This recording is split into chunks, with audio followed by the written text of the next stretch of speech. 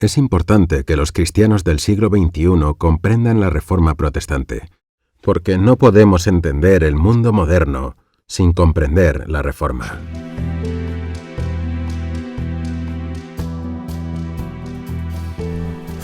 Porque aunque los líderes protestantes del siglo XVI separaron sus iglesias locales de la influencia de Roma, en realidad, nacionalizándolas, se debilitaron dichas iglesias y finalmente ello llevó a la separación entre Estado y religión, desterrando ésta del ámbito público para convertirla en un asunto meramente privado. Si queremos saber por qué el siglo XXI es como es, debemos mirar 500 años atrás. Aún así, los llamados reformadores se horrorizarían hoy de ver cómo ha evolucionado el mundo moderno y su secularismo militante que amenaza la libertad misma de la fe cristiana. El mundo actual cree que la Reforma se originó por unos levantamientos populares contra la Iglesia católica. Sin embargo, no fue así. A menudo eran las élites quienes encontraban obstáculos en las enseñanzas de la Iglesia y las propiedades eclesiásticas, especialmente las abadías, les resultaban demasiado seductoras. Así pues, resultaba ventajoso y rentable a un líder protestante nacionalizar una iglesia.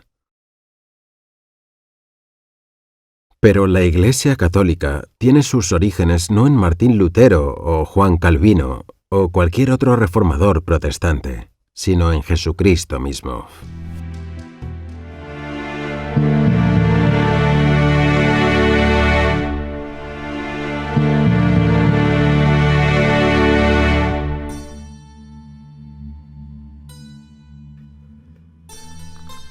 A principios del siglo XVI, la antigua Basílica de San Pedro en Roma, que había estado en pie durante casi 12 siglos, se hallaba en mal estado. La basílica había sido construida por el emperador Constantino sobre la tumba del apóstol Pedro, el primer papa, que había sido martirizado cerca, en el circo de Nerón.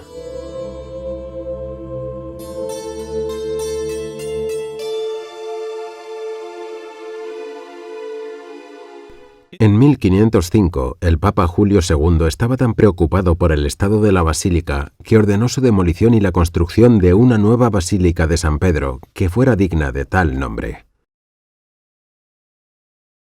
El sucesor del Papa Julio, León X, necesitaba recaudar fondos para continuar con esta gran obra, por lo que puso a disposición indulgencias para quienes hicieran donativos. En Alemania, el arzobispo Alberto de Maguncia y Magdeburgo obtuvo el permiso de León para enviar solo la mitad de los donativos con indulgencia a Roma y usar el resto para pagar un gran préstamo que había obtenido de la familia Fugger de Augsburgo.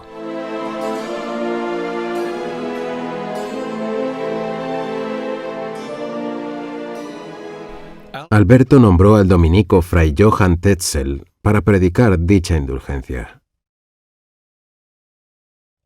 ¿Quién viene? Venid, hermanos cristianos, venid. No lo sé. Nadie es perfecto. Todos necesitamos cierta indulgencia. El Papa ha decretado que haciendo una pequeña donación y rezando una oración se puede ayudar en la construcción de una nueva enorme basílica para San Pedro en Roma. Y, haciéndolo, evitaréis el castigo temporal en el purgatorio, y podréis orar por vuestros seres queridos que han partido antes que vosotros. Así que rezad por ellos. En cuanto tintinea la moneda en el cofre, sube al cielo el alma rescatada. Aquí está. Vamos. No perdamos el tiempo. Sí.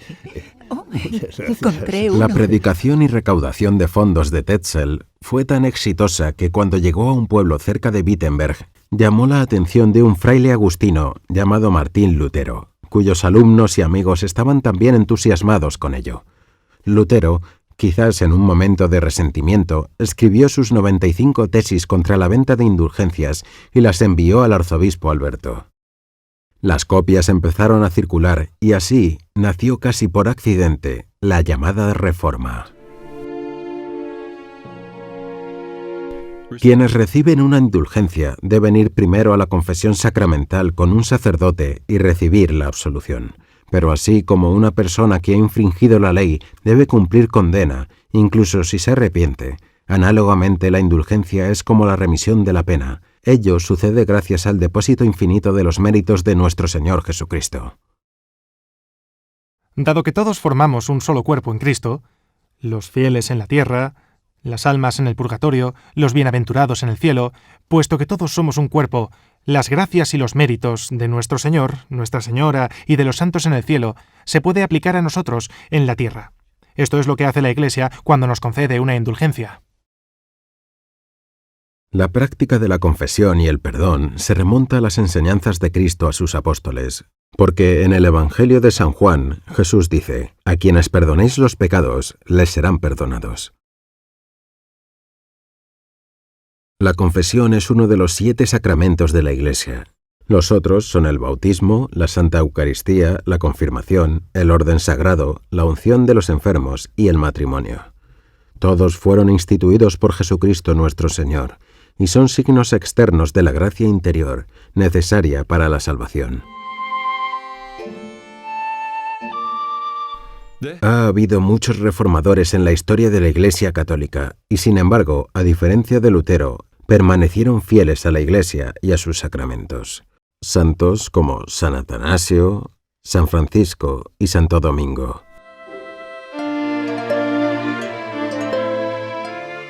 Incluso a estos resultaría inapropiado llamarlos reformadores, ya que no vinieron a reformar, sino a reafirmar las doctrinas y la santidad de la Iglesia católica frente a la corrupción y las herejías, porque ella fue fundada por Jesucristo mismo. Una de las características de la Iglesia es su santidad. La Iglesia es una, santa, católica y apostólica. ¿Dónde se manifiesta más la santidad de la Iglesia? En la vida de los santos. Cuando pienso en la santidad de la Iglesia ante los problemas de la corrupción, para mí el mejor ejemplo, la declaración más paradigmática de la santidad de la Iglesia es la vida de San Francisco de Asís. Los seguidores buenos y fieles a Jesús se remontan a los albores del cristianismo.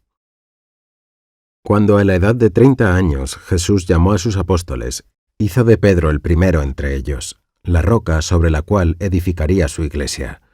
También dijo de sí mismo: «Yo soy el pan de vida. El que a mí viene nunca tendrá hambre, y el que cree en mí nunca tendrá sed».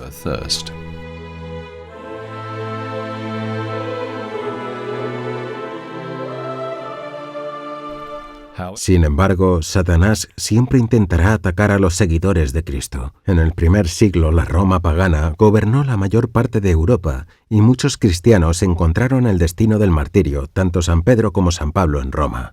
Por tanto, Roma se convirtió en un importante lugar de peregrinaje, y el sucesor de San Pedro reside cerca de la tumba del apóstol hasta el día de hoy. La primacía de la Iglesia de Roma y de los sucesores de San Pedro quedó establecida a partir de mediados del siglo I. Otras iglesias acudían a ella en busca de consejo. La Iglesia misma fue infligida por muchas herejías, particularmente la gnóstica. Para distinguir la verdadera Iglesia de Jesucristo de las sectas heréticas, se utilizó el nombre de Iglesia Católica. La palabra católico proviene de una palabra griega que significa universal, y la primera aplicación conocida de la palabra proviene aproximadamente del año 100 por parte de San Ignacio de Antioquía, quien entonces era obispo de Antioquía. Bajo los primeros padres de la Iglesia, desde finales del siglo I hasta principios del IV, el cristianismo continuó extendiéndose por todo el Imperio Romano. En el año 313 después de Cristo, el emperador Constantino legalizó el cristianismo. Por tanto, el Evangelio de Jesucristo había conquistado Roma. Sin embargo, Constantino estaba preocupado por la desunión en la Iglesia causada por la herejía arriana.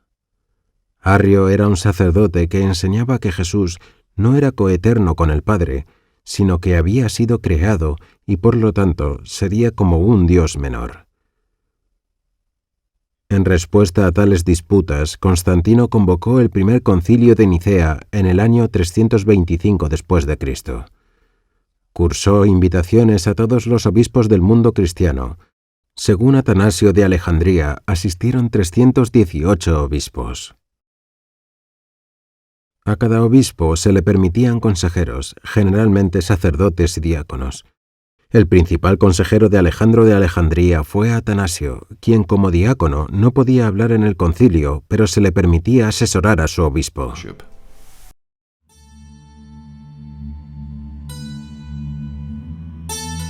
Arrio era solo sacerdote, y los sacerdotes tampoco podían participar en el concilio, pero se le invitó a hablar.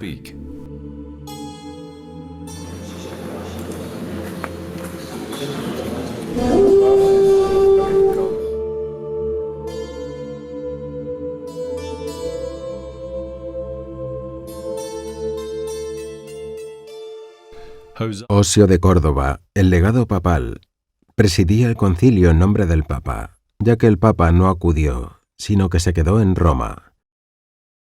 Eusebio de Nicomedia, un arriano, dio el discurso de apertura y pidió permiso para llamar a Arrio a hablar.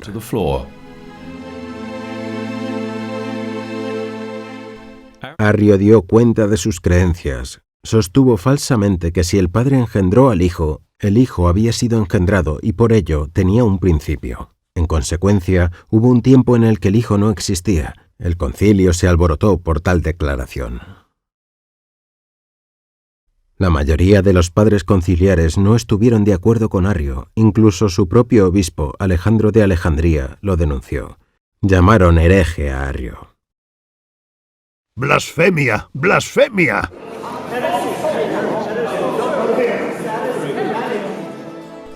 Alejandro pide consejo a Atanasio, quien señala que Arrio no está citando a ninguno de los padres de la Iglesia, ya que ninguno había interpretado la Sagrada Escritura de esta manera. El Concilio de Nicea afirmó que Jesucristo es consustancial con el Padre y formularon lo que se conoció como el Credo Niceno, que se recita en la Santa Misa hasta el día de hoy. Arrio y sus seguidores fueron desterrados.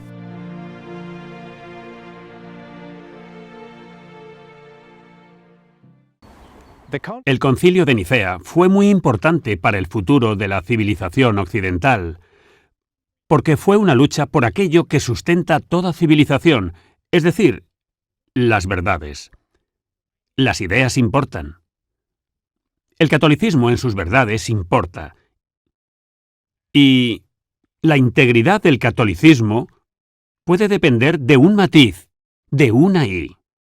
De hecho, el gran debate después de Nicea se centró en la diferencia entre dos palabras griegas, homoousios y homoiousios, es decir, si Cristo era consustancial al Padre o si Cristo era simplemente de sustancia semejante al Padre. Por esto, lucharon los grandes hombres de esa época, liderados por el gran San Atanasio, y tenemos que seguir sus pasos hoy para garantizar la integridad del catolicismo y garantizar la integridad de la civilización cristiana.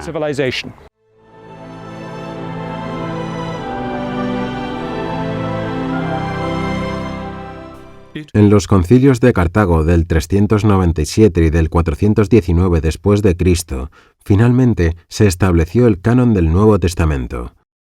Antes de ello, varios de sus libros se estaban difundiendo por todo el orbe cristiano, mezclados con libros espurios como el falso Evangelio gnóstico de Tomás y otros.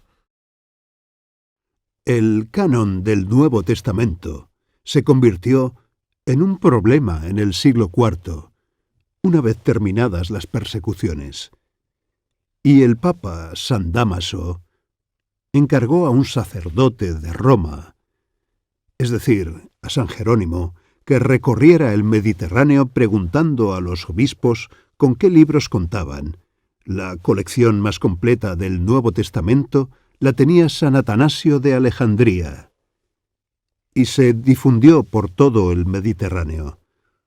Luego, al regresar a Roma, el Papa San Dámaso convocó un sínodo de obispos italianos en el año 382, siendo este el primer decreto de un canon. Una década más tarde, se celebró otro concilio en Cartago, y luego unos 5 años más tarde en Hipona, y luego otro, creo que en Cartago, cada uno de los cuales definió el canon del Antiguo y Nuevo Testamento. Por lo tanto, fue la Iglesia Católica la que recopiló el Nuevo Testamento a través de sus concilios, que luego fueron ratificados por el Papa.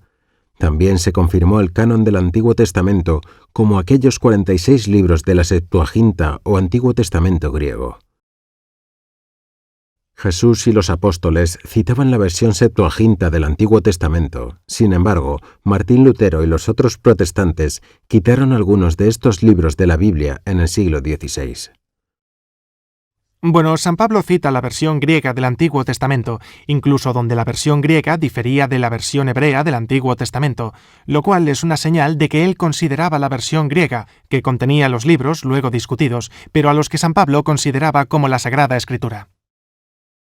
Es importante señalar la continuidad de la Iglesia desde la época de Jesús y los apóstoles, pasando por los padres de la Iglesia, que adoptaron la palabra católico, el Concilio de Nicea, que ratificó la doctrina de la Santísima Trinidad, y los concilios de Cartago, que recopilaban y enumeraban los libros de la Biblia. Es decir, fue la Iglesia católica la que proclamó el cristianismo. En el año 410 después de Cristo, Roma cayó en manos de los bárbaros y los paganos culparon a los cristianos, ya que la decadencia y caída de Roma ocurrió durante su época. En respuesta, San Agustín de Hipona escribió La ciudad de Dios para ilustrar que el cristianismo no es una mera religión, sino una forma de vida completamente ordenada, y explica cómo la Iglesia católica puede construir una civilización basada en el Evangelio. Papas, obispos y gobernantes encontraron en esta obra un modelo monumental de toda verdadera civilización cristiana. Podría decirse que San Agustín, junto con Tomás de Aquino, son dos de los más grandes filósofos de la civilización occidental.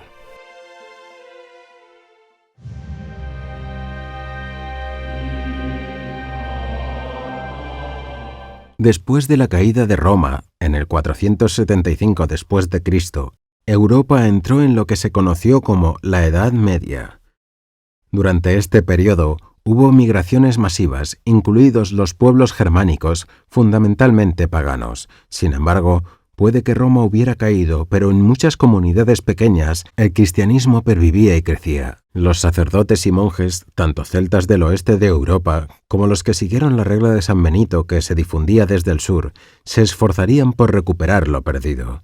Los monjes también fundaron lugares de estudios superiores, es decir, otro desarrollo importante que vino del mundo católico fueron las universidades.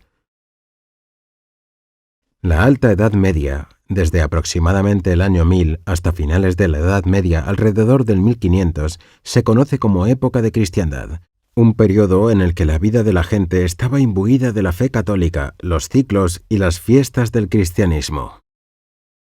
Sin embargo, Satanás nunca duerme y siempre intentó atacar a la Iglesia. Pero nuevos santos surgieron en el siglo XIII para combatir las herejías y la corrupción, santos como San Francisco y Santo Domingo, a quienes Nuestra Señora entregó el rosario como arma poderosa contra el pecado.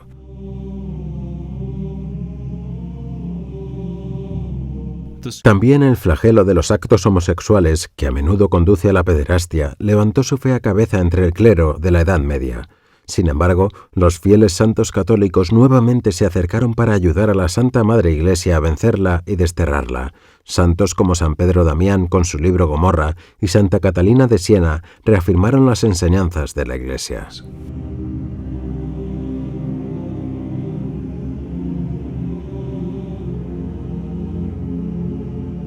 San Pedro Damián era doctor de la Iglesia y escribió un ataque muy fuerte contra algunos de los abusos que existían en la Iglesia de su tiempo,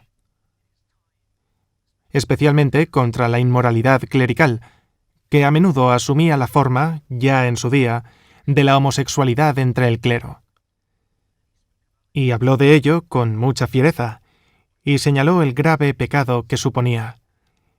Y haciéndolo, ayudó a la Iglesia a librarse de este vicio particular. Dante también tenía cosas fuertes que decir sobre el clero inmoral, hasta el punto de destacar que algunos iban al infierno, incluso papas. porque cuando el poeta Virgilio condujo a Dante a través del infierno para mostrarle sus horrores, se encontraron con papas colocados boca abajo en un hoyo de fuego, y solo se les veían los pies.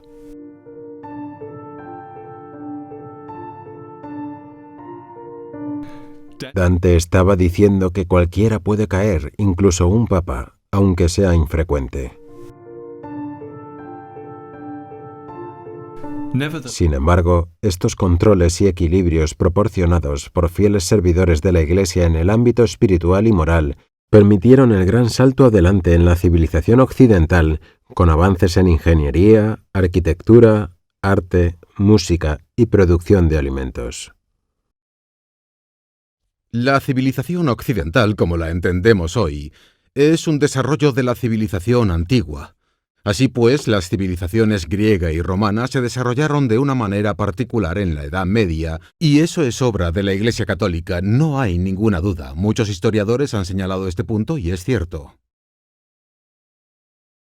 Todos estos avances se produjeron indirectamente e incluso directamente como resultado de que la Iglesia Católica se convirtiera en la influencia más importante de la cultura europea.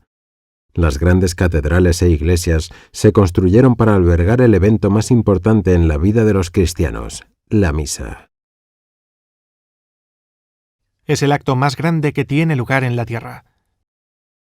Y así, donde quiera que se ofrezca la Santa Misa con regularidad, hay una civilización católica que comienza a irradiar a partir de ahí.